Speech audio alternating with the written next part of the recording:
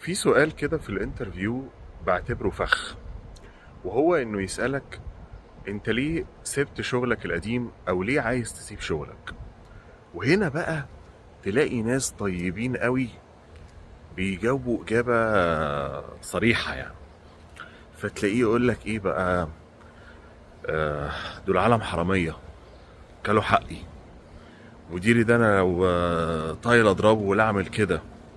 الشركة دي انا نفسي اقفلها لهم. تسمع اجابات بقى كارثة من الكوارث.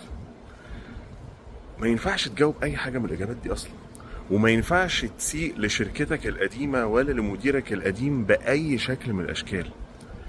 ابدا معاهم ان انت بقى خلاص بتبص للمستقبل.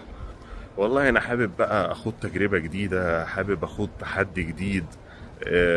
حابب ان انا يعني ازود المهام اللي عليا والتاسكات اللي عليا او التاسك اللي عليا. حاسس ان انا قدمت كل حاجة، فحاسس ان انا نفسي اقدم اكتر او اقدم بشكل جديد ومختلف مع مكان مختلف مع ناس مختلفة. اي حاجة من الحاجات دي. لكن اوعى تجاوب اجابة تسيء فيها للشركة القديمة او لمديرك القديم. اوعى.